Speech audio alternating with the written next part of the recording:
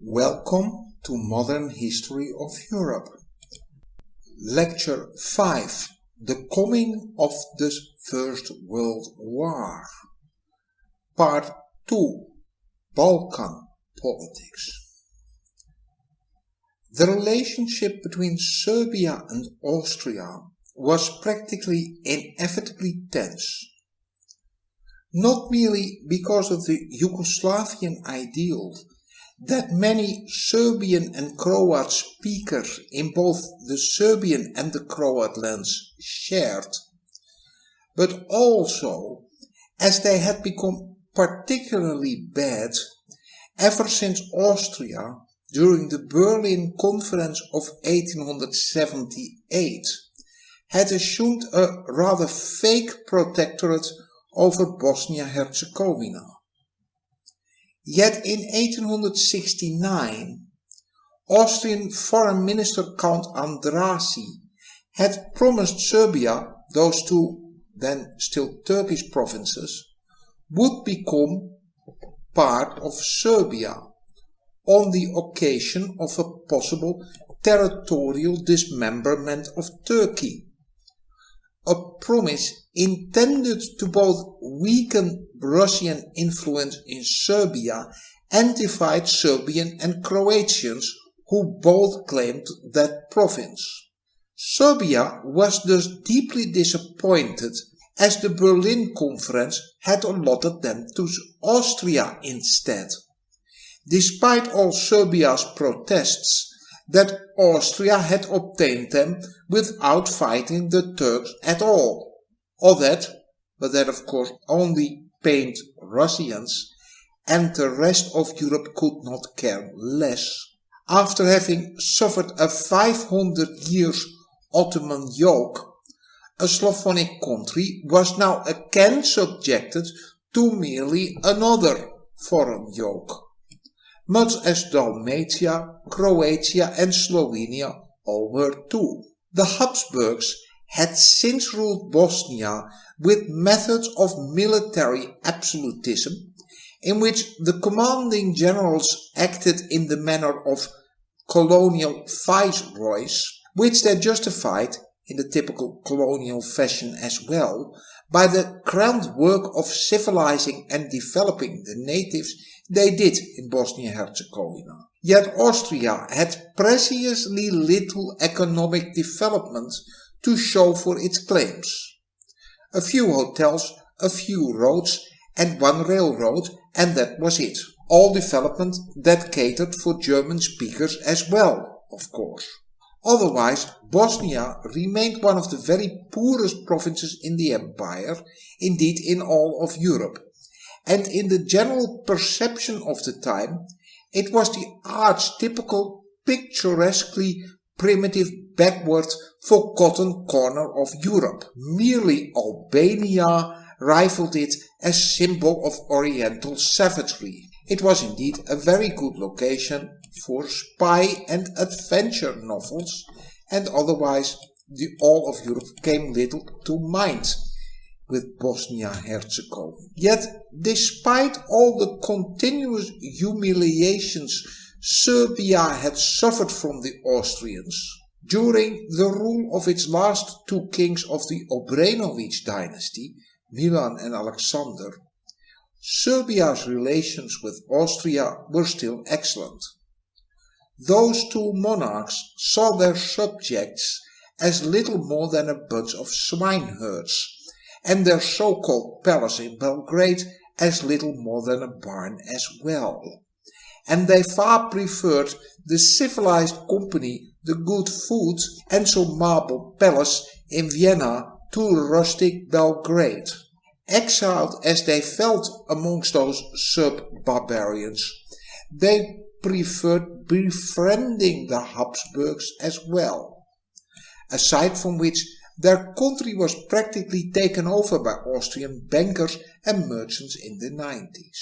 The Obrenović kings tried to rule as old-fashioned despots as well, or rather as old-fashioned Ottoman pashas in Serbia, dissolved parliament and political parties, and squandered the money of the state om partying. In the words of a Serb historian from the early 20th century, quote, "What went on at court and outside of it was justly regarded as a shame to the state and to the nation.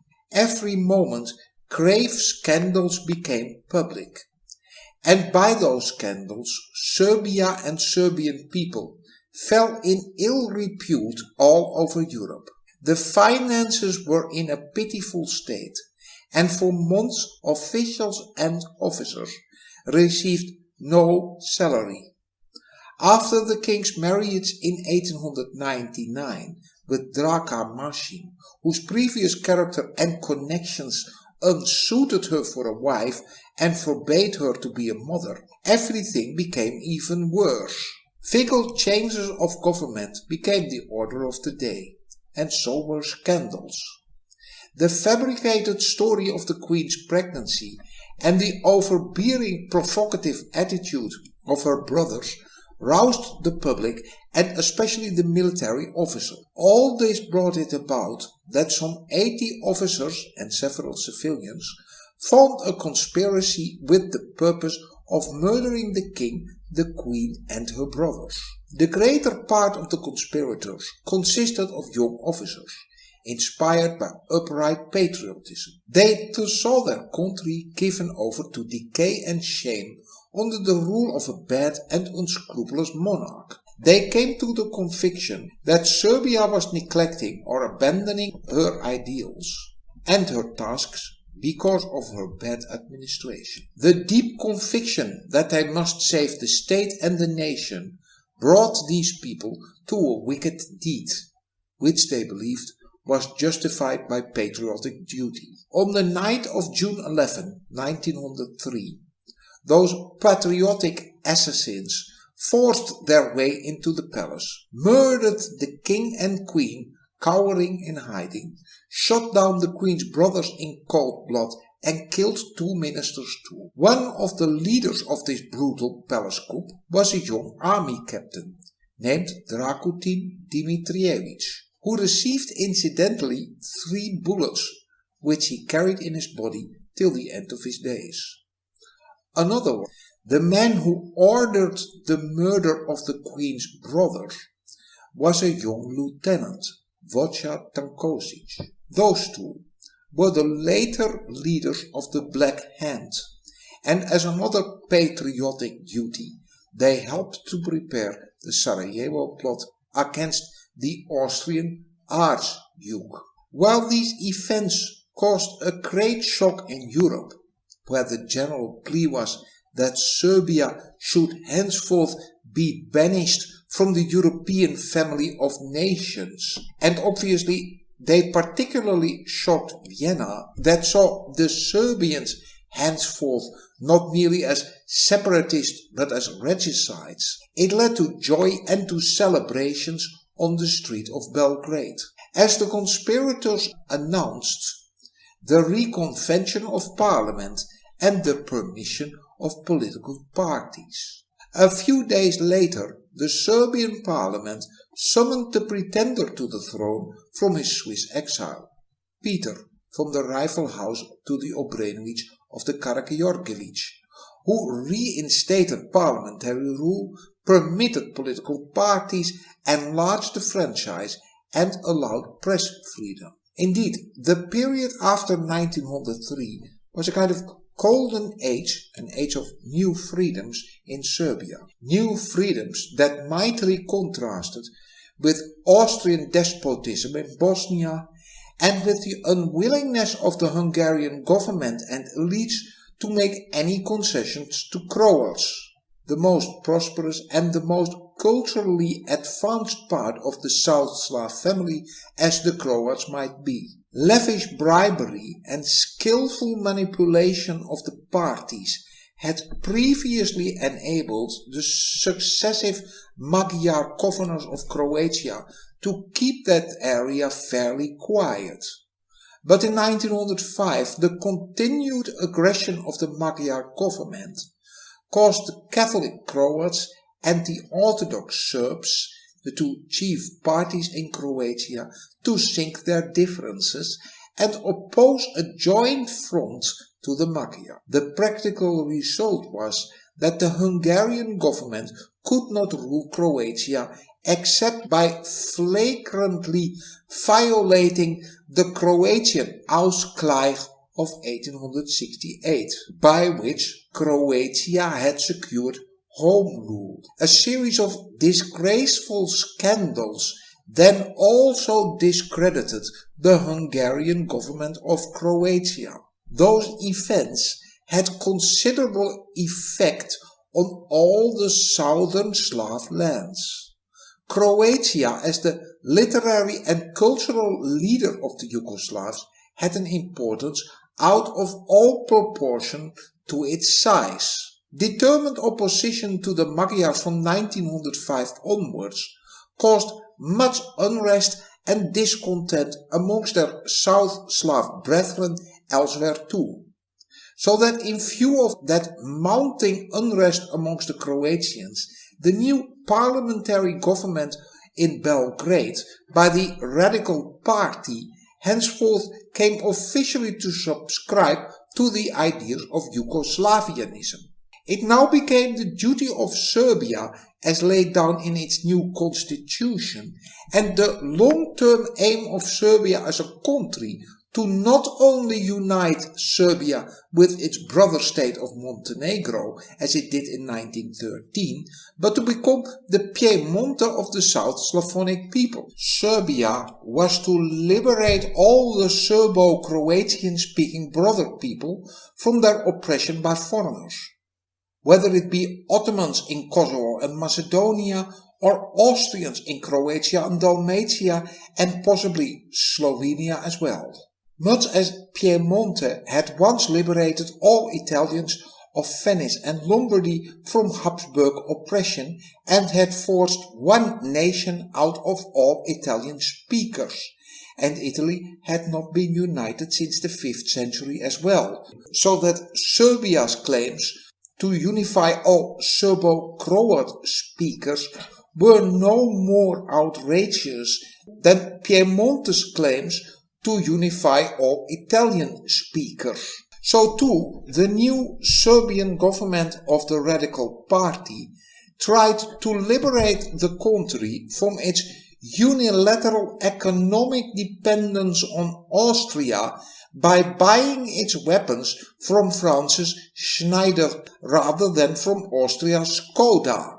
That led in 1905 to an Austrian attempt to force Serbia into obedience again by a boycott of its foreign trade, which ran for 4/5 through Austria and mainly consisted of agrarian products, whence this conflict became known as the Pig War. However, Serbia managed to avoid that Austrian boycott by sending its products through the Ottoman port of Scutari, or present Skøder, in Albania and by way of Thessaloniki, and it managed to find new outlets for its goods in Russia and above all in France, so that if not formally allied with the Entente, Serbia was still closely associated to it. By 1906, Serbia and Austria had thus openly and irrevocably become hostiles.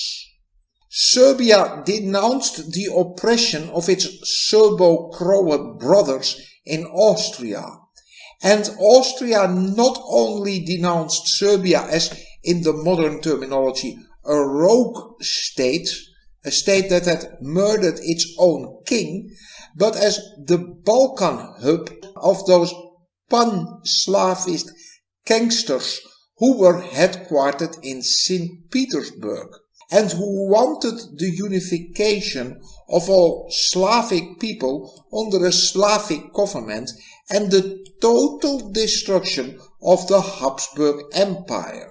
However, over the next few years, the attention of Serbia was focused on the remaining territories of the Ottoman Empire in the Balkans, and in particular on encouraging freedom fighters, as the Serbians would call them, or terrorist bands, as the Ottomans would, the Komitaci in Macedonia, armed and encouraged by both Serbia and Bulgaria.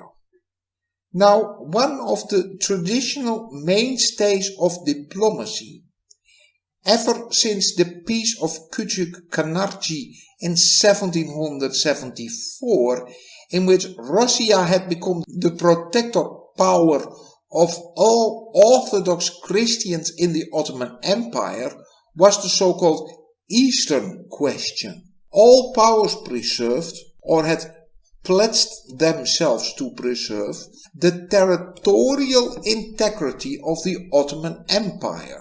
By 1910, Europe had been living with that Eastern question for more than 100 years, and the perpetual diplomatic troubles and tussles surrounding the remaining Ottoman possessions on the Balkans had become over time a kind of permanent festering crisis, a kind of perpetual fixture on the diplomatic landscape. With no feasible solution to the Eastern crisis that was satisfactory to all the powers interested in it, and that meant all powers, with the obvious exception of Japan, for even the USA had some interest in American missionaries in Ottoman territory. The only alternative remaining was to keep the Ottoman Empire, the sick man of Europe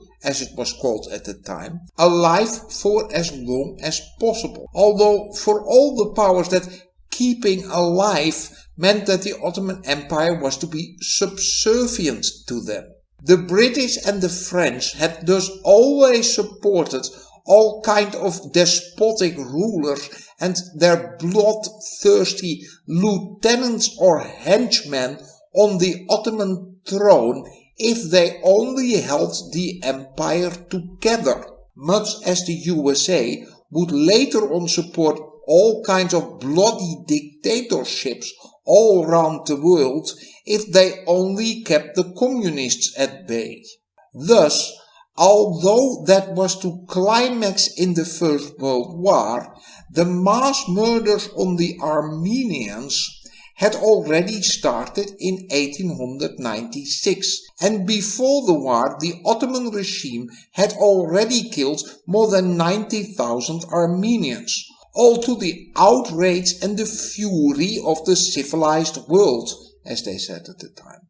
The civilized world from time to time threatened the Ottomans with retaliations if those horrors would not cease immediately. But in the final instance, nobody did anything to stop those massacres, for the balance in the Oriental question was more important than were the lives of a few Armenians.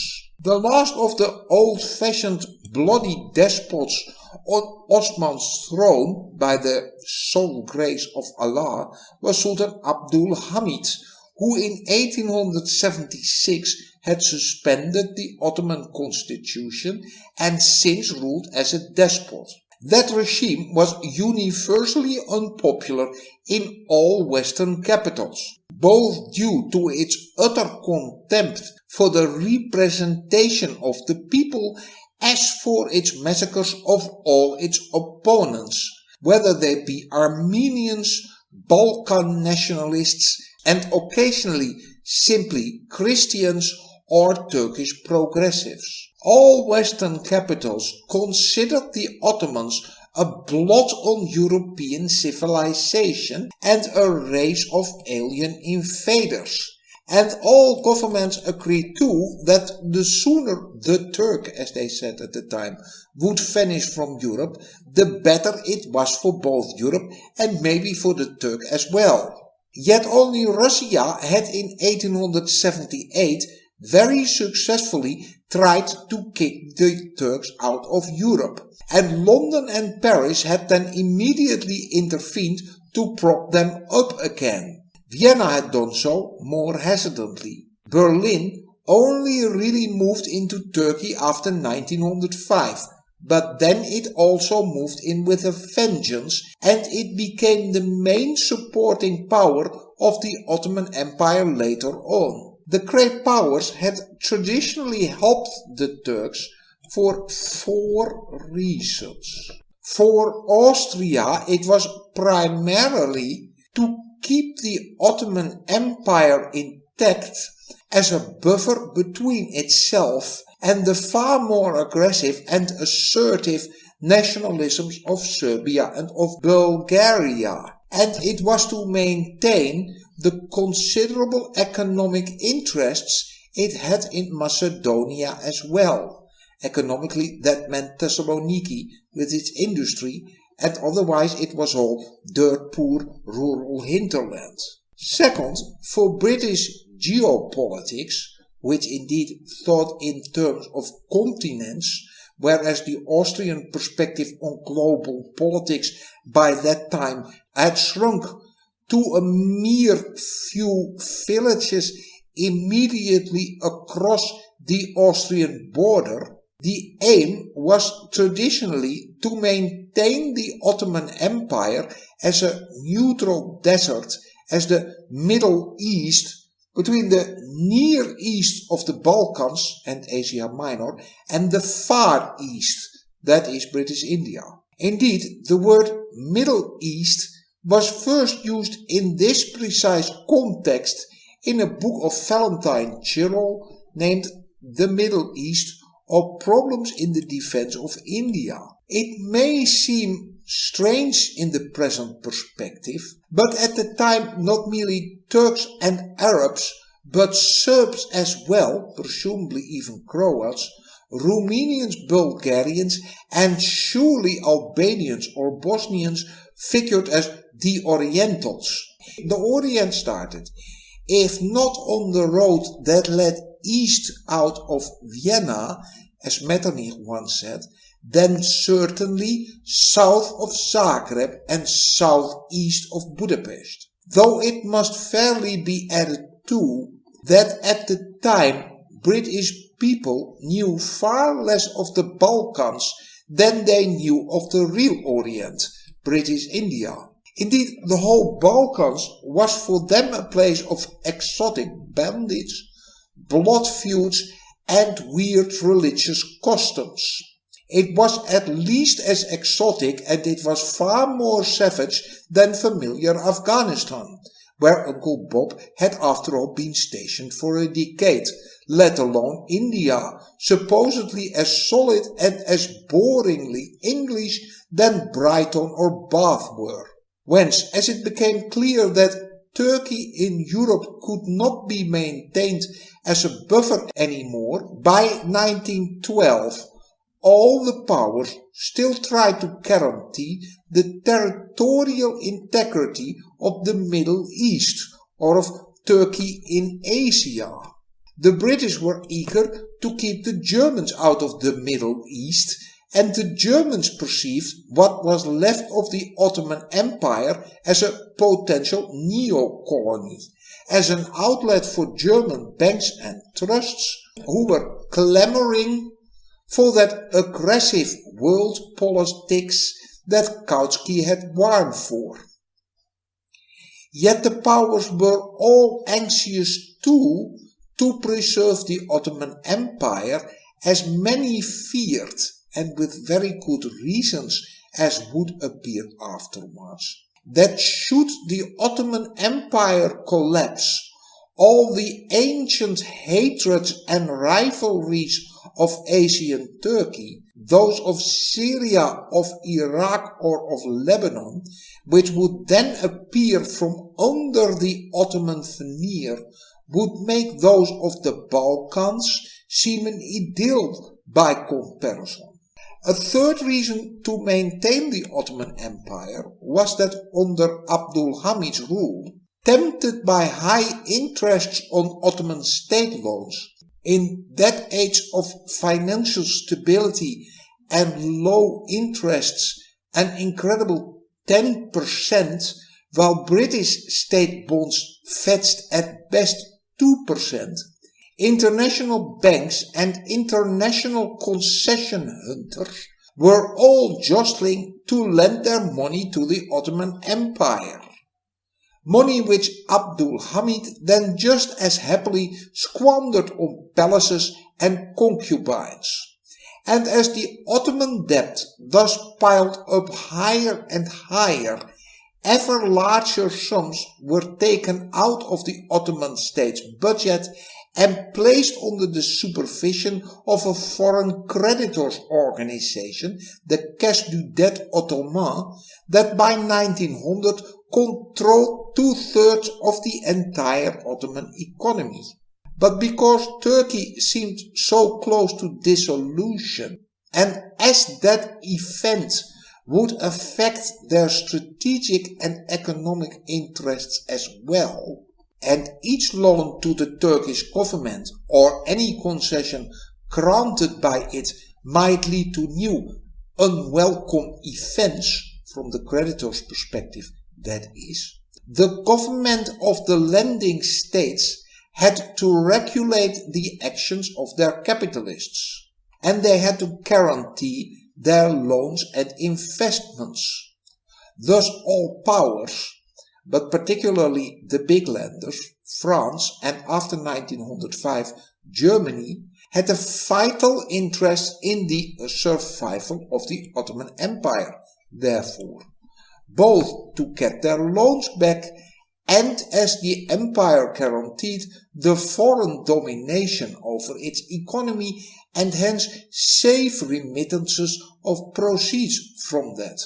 Fifthly, and by far the most importantly, everybody at the time agreed that if the Ottoman Empire were seriously weakened and it would collapse then, the struggle for the various pieces of the Ottoman Empire would almost certainly, in fact certainly, precipitate a general European war. Just as Ottoman weakness had already precipitated the only pan-European conflict of the 19th century, the Crimean War. Whilst the European powers thus tried to keep a decrepit, despotic and bankrupt Ottoman Empire afloat so as to forestall the general European conflict, what ultimately indeed led to that general European conflict was not the empire's weakness, a weakness everybody had so frantically tried to support so as to prevent the rickety structure from collapse, as rather attempts to strengthen the empire from within, so as to enable it to stand on its own feet rather than forever leaning on foreign governments. And that attempt was ironically generally applauded at the time in all European capitals and by the European ambassadors in Istanbul as well. It was a group of young officers stationed in Thessaloniki who called themselves the Assembly for Law and Justice and who became better known, indeed they became proverbial as the Young Turks. They tried to save the empire in 1907 by marching on Istanbul, where they deposed Abdul Hamid, whom they replaced by his nephew Muhammad V. They called for a constituent assembly that would prepare a new constitutional regime for the Ottoman Empire, with a parliament, elections and so on. The Ottoman Empire would from now on become a constitutional monarchy, and the Young Turks' aim was ultimately to reshape the Ottoman Empire to a modern national state, with a modern army, a modern administration, and all the parliamentary paraphernalia of a modern state, though the Young Turks in reality did not care much for democracy. It only interested them because it was supposedly modern. All that was to be done under the slogans Vive la patrie, Vive la nation, and Vive la liberté. The rejuvenated Ottoman Empire was no longer to be based on Islam, but on modern nationalism, and on a sense of common Ottoman citizenship rather than on a merely narrow Turkish nationality or nation. And the Islamic Albanians, the Muslim or Jew denizens of Thessaloniki, those of Izmir and Edirne, all cheered such attempts to establish an Ottoman nationality.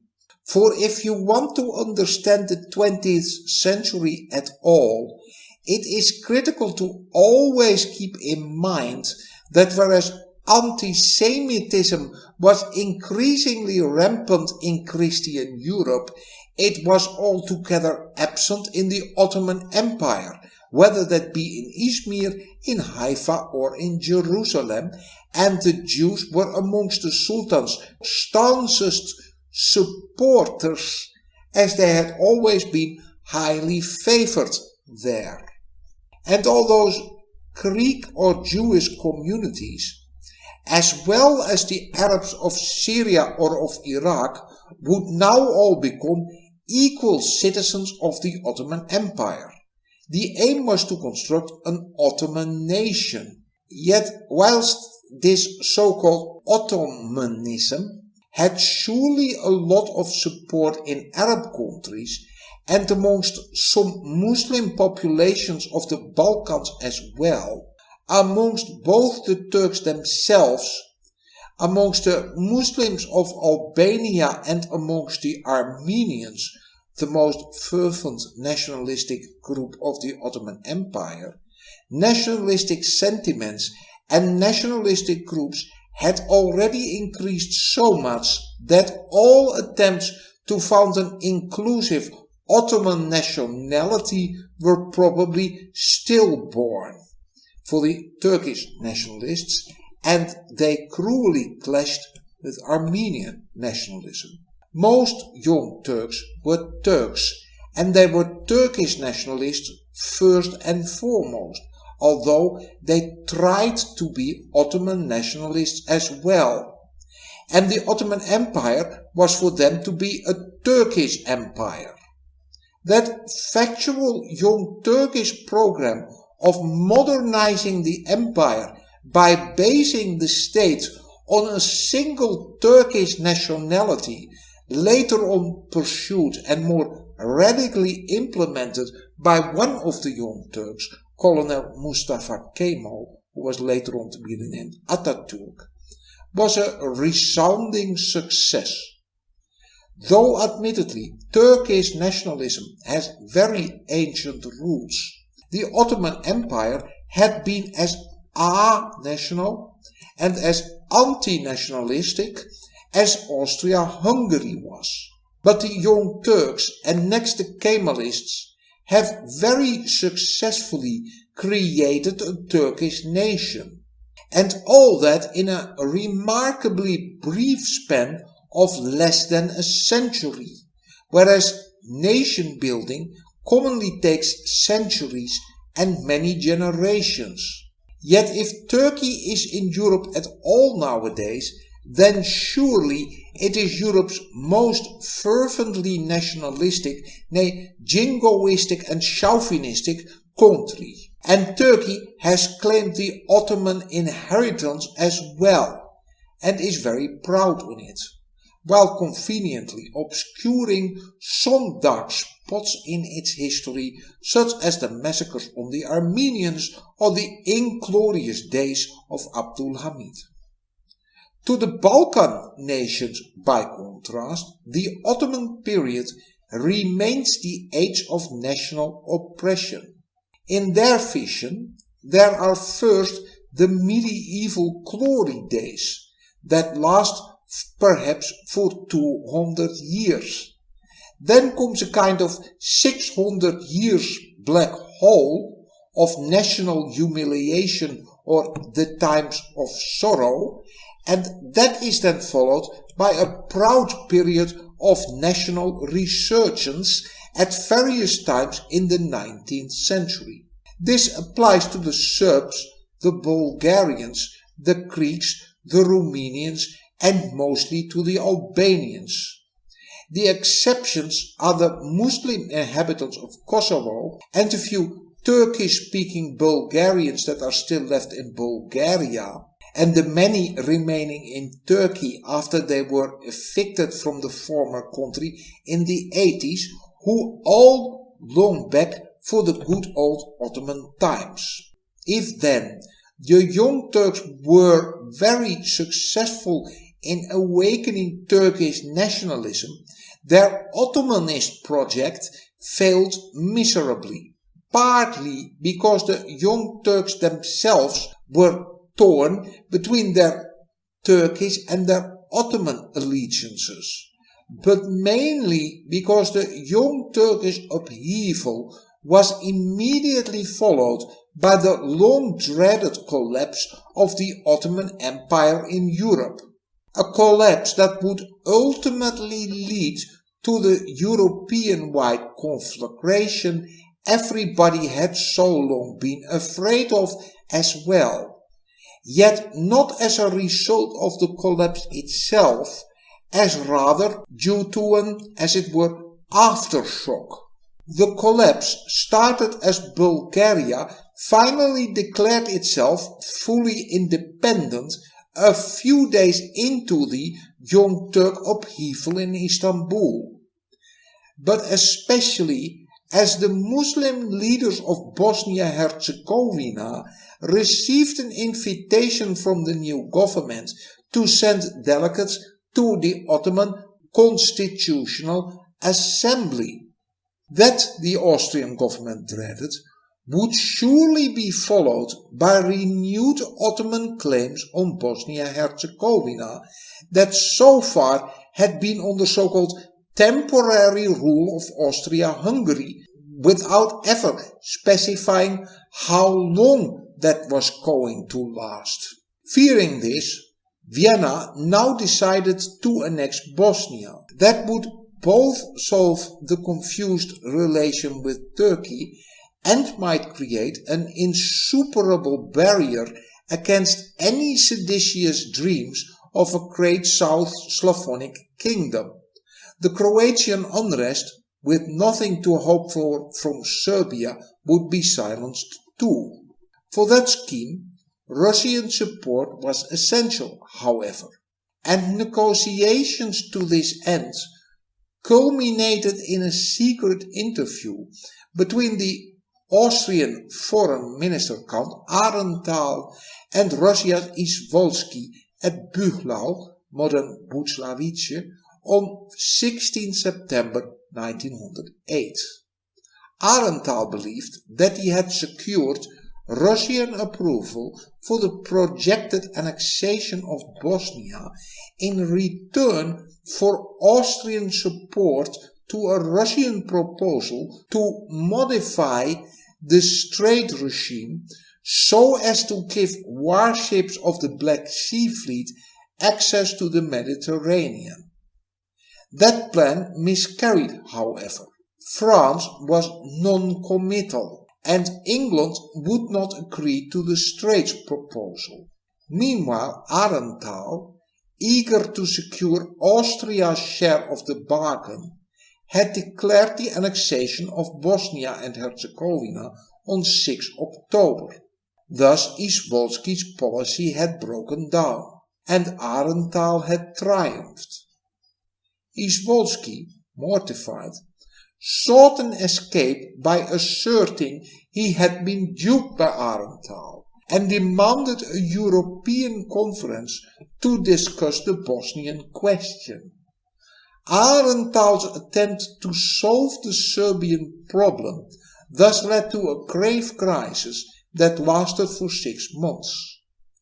To most European powers, the action came as a shock. It was, as British Foreign Secretary Earl Grey wrote, the arbitrary alteration of a European treaty by one power without the consent of the others, and as such, it struck at the roots of all good international order. In consequence, England condemned the annexation of Bosnia. To Germany, that Austrian fait accompli was equally unwelcome.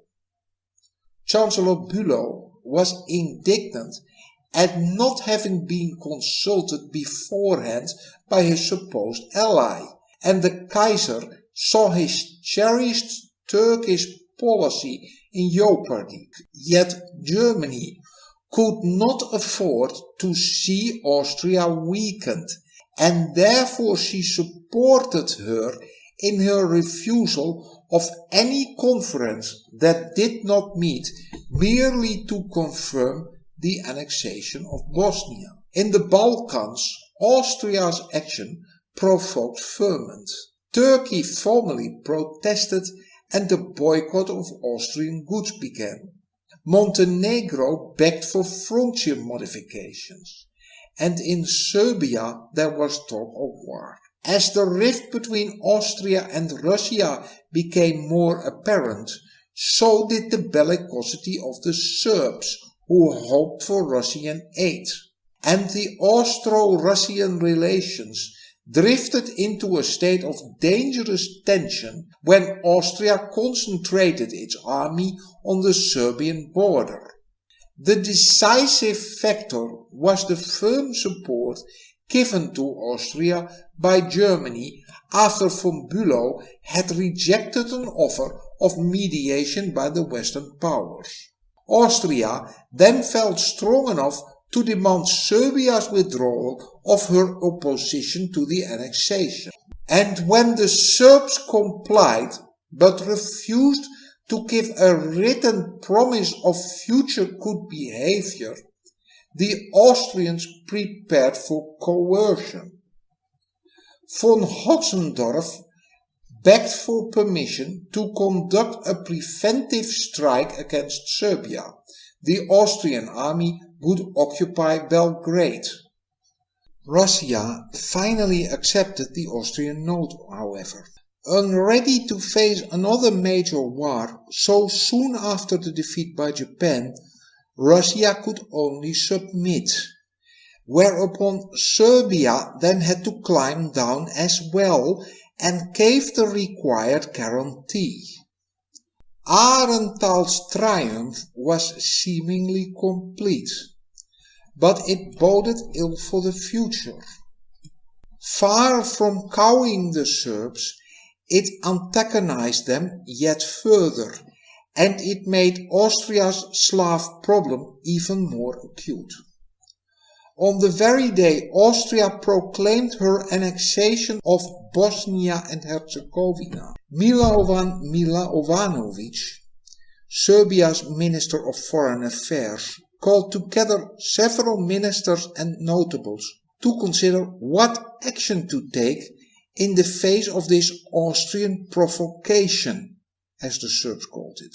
In the course of that meeting was founded the Narodna Odbrana, the People's Defense.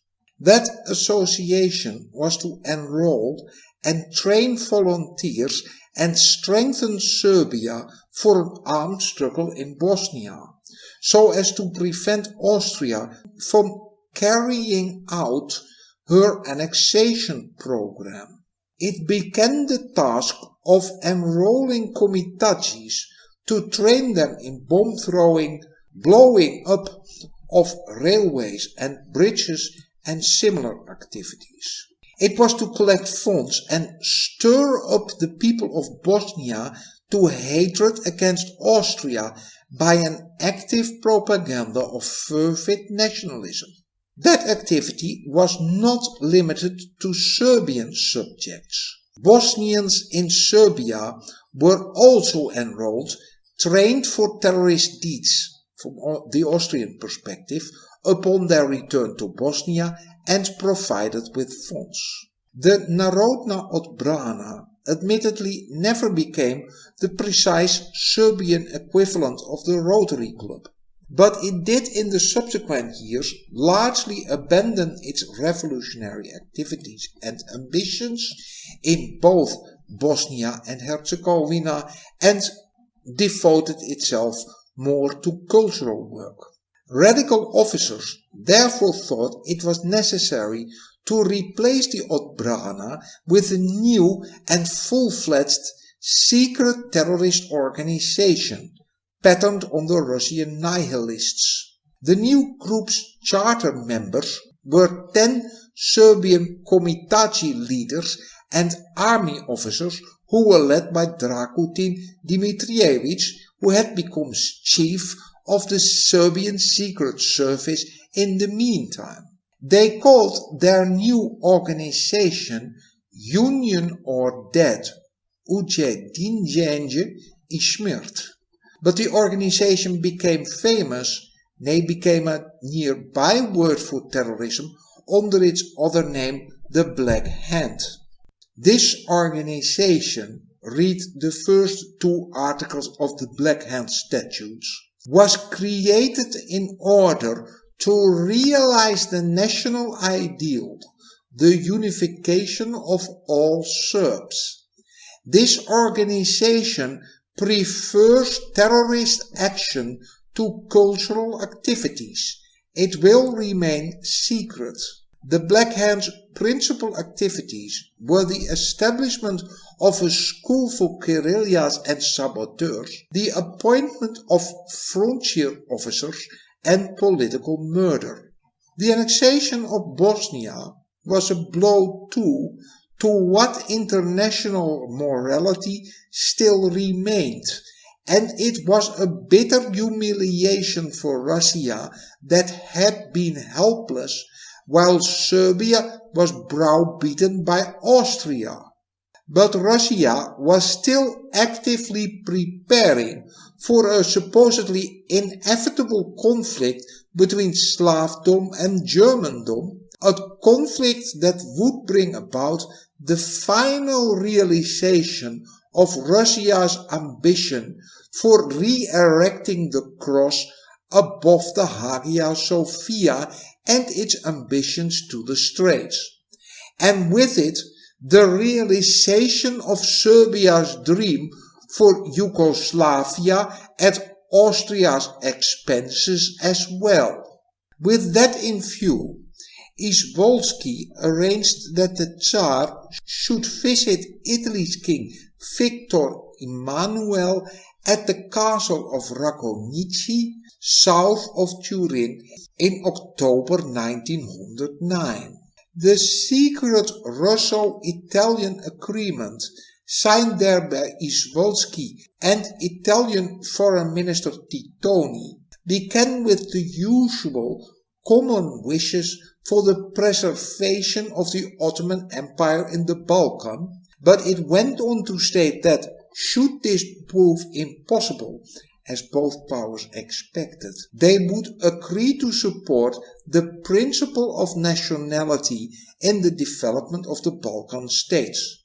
And Italy and Russia engaged themselves to regard with benevolence the one, Russia's interest in the question of the Straits, and the other, the Italian interests in the Ottoman possessions of Tripoli and Cyrenaica, that were obviously on the opposite side of the Mediterranean to Italy, and where Italy sought compensation for having been refused a protectorate over Tunisia by France, and where the government of Giovanni Giolitti too sought compensation for the far more dangerous dreams of the radical Italian nationalists for irredenta in Trieste and in Istria at Austria's costs. Having thus secured itself against Russia, Italy had obtained further promises from France and Britain that if she resigned herself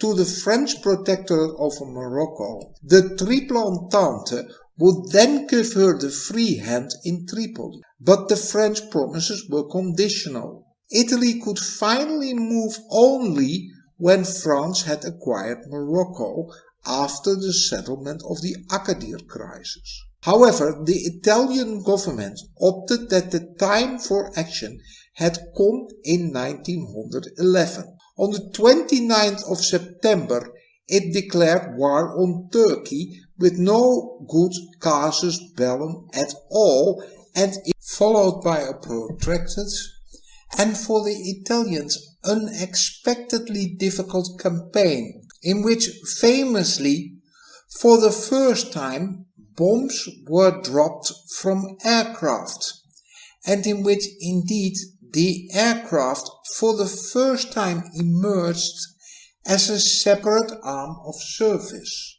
All the powers deplored that war, not so much for the extreme violence Italy used against the Turks and later on against Libyan resistance, or for its doubtful legality, as rather because they all wished to keep Turkey going for as long as possible, and all would have liked to postpone the ultimate solution to the Eastern question for as long as possible, a solution that was now clearly impending as Ottoman armies dwindled for the Italian onslaught. Yet none would risk losing Italy's friendship for Turkey's sake, though the war thus had no shadow of an excuse. No power protested against it. Following Italy's victories, the Young Turks fell from power after a coup. The Balkan countries saw this as their golden opportunity to attack the Ottoman Empire and fulfill thus not merely their dreams of expansion, but they saw this as a crusade too to liberate their Orthodox brethren from 500 years of Islamic oppression. Although calls to a crusade, with Russia as an exception, had little wherewithal in international politics around 1912. There were surely no George W. Bushes at the time claiming their foreign policy was led by the divine being. The Balkan countries were, however, disunited over whom was to get what territories, particularly if it came to the most significant territory, Macedonia, that was claimed by all three powers, as we saw. But encouraged by and mediated by the Russian ambassadors in Sofia and Belgrade, a series of agreements was closed between Serbia and Bulgaria in March 1912. Military victory against the Ottoman Empire would, however, not be possible while it could bring in reinforcements from Asia. Most reinforcements would have to come by sea through the Aegean. Greece was the only Balkan country with a navy that could deny the use of the Aegean to the Ottoman Empire, so that a treaty between Greece and Bulgaria became necessary too. It was signed in May 1912. Montenegro concluded an agreement with Serbia and Bulgaria later on. This alliance between Greece, Serbia, Bulgaria and Montenegro became known as the Balkan League. It was loose at best, though liaison officers were exchanged between the Greek and the Serbian army as the war began. Montenegro declared war on 8 October. Following an ultimatum to the Ottoman Empire, the remaining members of the alliance entered the conflict on 17 October. 12 days before, the Ottoman Empire hastily signed a peace with Italy, in which it ceded Tripoli and the Dodecannesos islands off the coast of Asia Minor to Italy. Montenegro's main thrust was towards Koder in Albania, with secondary operations in the Novi Pazar area.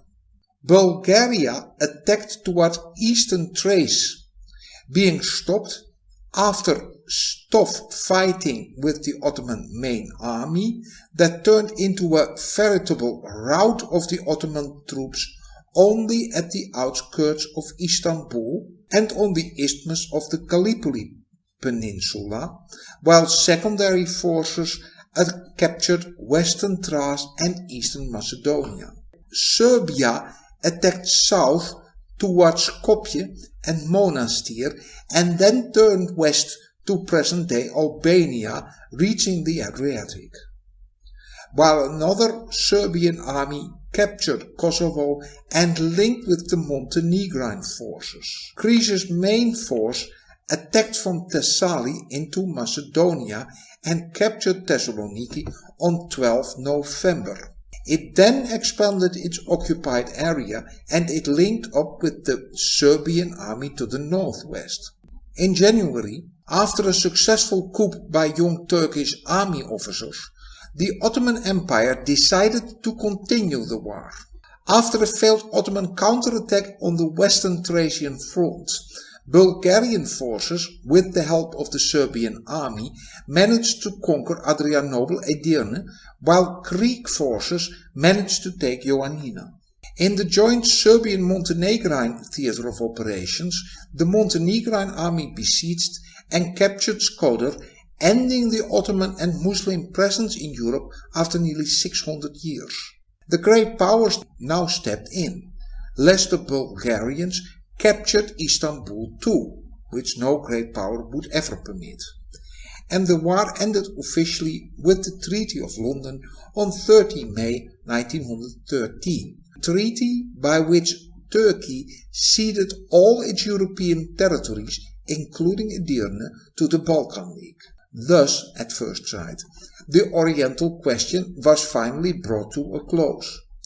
It was a bloody ending, to be sure, but contrary to what the diplomats had dreaded for more than a century, without a general European conflagration. But though the Balkan allies had fought together against their common enemy, it was not enough to overcome their mutual distrust. In the original document for the Balkan League, Serbia had promised Bulgaria most of Macedonia, but before the First War had come to an end, Serbia, in violation of that previous agreement, and Greece already planned to keep possession of those parts of Macedonia that their forces had occupied. After the end of operations in Thrace and confirming Greek concerns, Bulgaria was not content with the territory it now controlled in Macedonia, and it demanded Greece to relinquish its control over Thessaloniki and the land north, effectively handing over all Aegean Macedonia to Bulgaria. These demands, together with the Bulgarian refusal to demobilize its army after the Treaty of London, alarmed Greece, that decided to also maintain its army's mobilization. In northern Macedonia, tensions between Serbia and Bulgaria generated many incidents between the nearby armies, and that prompted Serbia to maintain its army's mobilization as well. Serbia and Greece proposed that each of the three countries reduce its army by 1/4 as a first step to a peaceful solution, but Bulgaria rejected that proposal. Seeing the omens, Greece and Serbia signed a treaty on 1 June 1913. Under this treaty, a mutual border, the modern border dividing Macedonia and Greece, was agreed between the two countries, together with an agreement for mutual military and diplomatic aid in case of a Bulgarian or an Austro-Hungarian attack. Tsar Nicholas II tried to stop the threatening conflict by sending identical personal messages to his two old allies, the kings of Serbia and Bulgaria, and offering to act as an arbitrator. But Bulgaria rejected those overtures, and that caused Russia to repudiate its alliance with Bulgaria. On the 29th of June 1913, Bulgarian General Savov, on the direct orders of Tsar Ferdinand I, issued attack orders against both Greece and Serbia without consulting the Bulgarian government and without any official declaration of war. During the night of 30 June 1913, the Bulgarians attacked the Serbian army at the Brekalnica River and then the Greek army in Negrita. But the Bulgarian attack was halted by the Serbs. The Greek army was also successful. It retreated according to plan for 2 days, while Thessaloniki was cleared of any remaining Bulgarian forces. Then the Greek army counterattacked and it defeated the Bulgarians at Kilkis, after which that mostly Bulgarian town was destroyed and its population expelled. The Greek army then divided its forces and advanced in 2 directions. Part proceeded east and occupied western Thrace. The rest of the Greek army advanced up to the Struma River valley, defeating the Bulgarian army, and it continued to the north towards Sofia. In the Kresna Straits, the Greeks were ambushed by the Bulgarian forces that had newly arrived from the Serbian front. By the 30th of July, the Greek army was outnumbered by a counter-attacking Bulgarian army that attempted to encircle the Greeks. The former were exhausted and faced logistical difficulty. The fight lasted for 12 days in a maze of forests and mountains. By then, however, news came of a Romanian advance towards Sofia and of its imminent fall. Greek King Constantine realized that his army could no longer continue hostilities, and he accepted a Bulgarian request for an armistice. Romania had declared war on Bulgaria on the 10th of July. As it had officially warned Bulgaria that it would not remain neutral in case of a new Balkan war. Due to Bulgaria's refusal to cede the fortress of Silistra, as it had promised before the First Balkan War, in exchange for Romanian neutrality. Romania's forces encountered little resistance, and by the time the Greeks accepted the Bulgarian request for an armistice, they were 7 miles from Sofia. Seeing the hopeless military position the Bulgarian army was in, the Ottomans decided to intervene as well. They attacked and, finding no opposition, managed to recover eastern Thrace with its fortified city of Edirne, regaining an area that roughly contains the present-day European territory of the Republic of Turkey. That Second Balkan War was a catastrophic blow to the Russian policies in the Balkans. It marked the end of the Balkan League, a vital arm of the Russian system of defense against Austria-Hungary, and the clearly pro-Serbian position Russia had been forced to take in that conflict, mainly due to Bulgaria's uncompromising aggressiveness, caused a permanent rupture between those two countries. Serbia was thus isolated militarily against Austria-Hungary, a development that would eventually doom Serbia in the coming war. Austria-Hungary, that wanted another port on the Adriatic and was seeking ways for expansion to the south at the expense of the Ottoman Empire, was totally opposed to any other nation's expansion in the Balkans. But the Austrian government failed to secure German backup for a firm reaction to Serbia's expansion.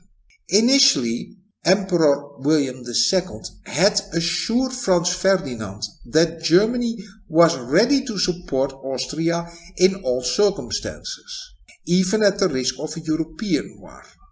Yet mainly on Franz Ferdinand's urgings for moderation, the Austrian government then hesitated. Finally, a German Imperial War Council of 8 December 1912 decided that Germany was not ready for war until mid-1914, and they passed notes to that effect to the Habsburgs. Consequently, no action could be taken when the Serbs acceded to an Austrian ultimatum of 18 October and they withdrew from Albania. Yet Austria-Hungary took alarm at the great increase in Serbia's territory at the expense of its own national aspirations in the region, as well as Serbia's rising status in the region. It, after all, had doubled in size, and its population had increased from 3 to 4 million after the Balkan Wars. Whereas the brilliant victories of the Serbs over the ancient Ottoman foe caused jubilations and celebrations in Zagreb as well. And as the Greek foreign minister was supposed to have said after the collapse of the Ottoman army and after the final expulsion of the Ottomans from Europe, it was now Austria's turn to be expulsed. That concern with the rising power of Serbia was shared by Germany, that saw Serbia as a satellite of Russia. Yet most damaging, the new situation effectively trapped Russian foreign policy.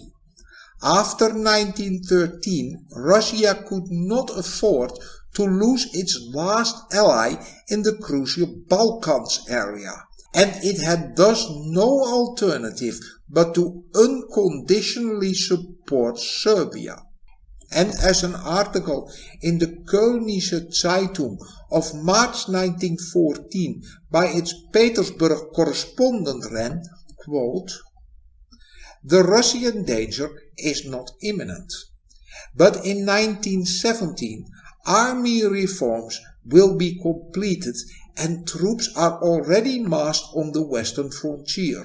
Russian armaments are enormous and she will soon turn her arms against Germany. Such a war would be acclaimed by the whole German people." That forecast, which was believed to have been inspired from Berlin, produced a panic on the stock exchange, and an article in the Boers Gazette of 13 March 1914, universally attributed to Sukhomlinov, Russia's war minister, only increased excitement, as it said, quote, "Russia wishes for peace, but it is ready for war.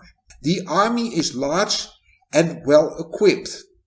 Russia has always fought on Russian soil, and Russia has always been victorious. Russia is no longer on the defensive. Russia is ready." End quote.